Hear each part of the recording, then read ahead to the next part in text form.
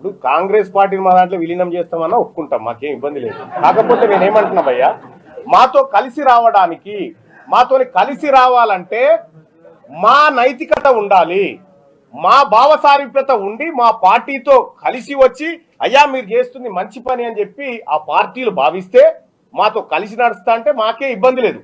మా అంతిమ లక్ష్యం ఏ వర్గాలకైతే అధికారం దూరమైందో ఆ వర్గాలకు సముచితమైనటువంటి న్యాయం చేస్తూ అందరినీ సమాన స్థాయికి తీసుకురావాలి. విలీనం చేయమంటున్నా. అందుకే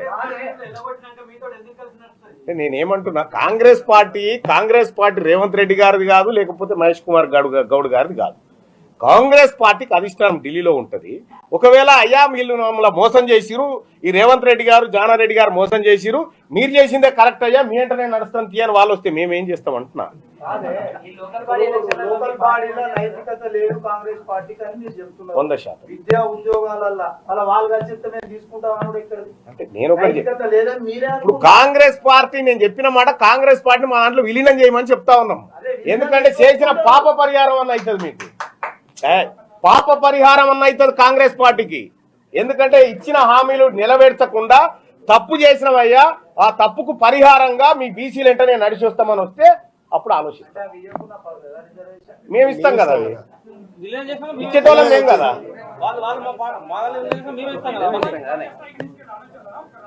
లేదు, తెలంగాణ రాష్ట్రం మీదనే మా ప్రధానమైనటువంటి ఫోకస్.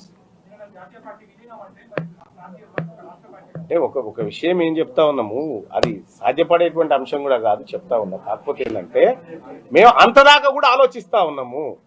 ఎందుకంటే కాంగ్రెస్ పార్టీ కామారెడ్డి డిక్లరేషన్ లో ఇచ్చిన 26 పాయింట్లలో ఏ ఒక్క పాయింట్ అమలు చేసినట్టు నిరూపించినా నేను అమరవీరుల స్తూపం కాడ క్షమాపణ చెప్తా.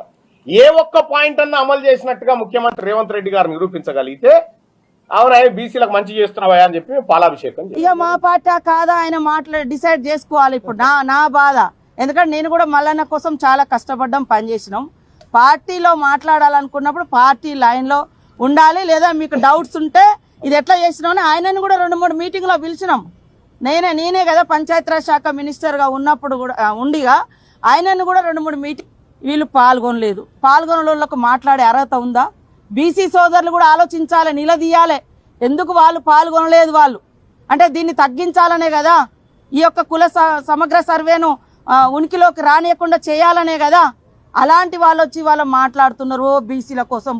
బీసీ సోదరులు అంతకుముందే మాట్లాడారు. తోడేళ్ళు వచ్చి గొర్రెలను కాపాడతామంటే ఎవరైనా గొర్రెలు నమ్ముతాయా? నేను గొర్రెనే కావచ్చు, కానీ నాకంటూ ఒకటి ఉన్నది.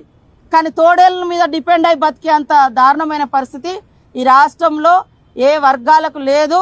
మా జాజుల సీనన్న కూడా అంటాడు, మేము తోడేళ్ళని నమ్ముతామా అమ్మ, మేము గొర్రెలమే కావచ్చు కానీ తోడేళ్ళని నమ్మని.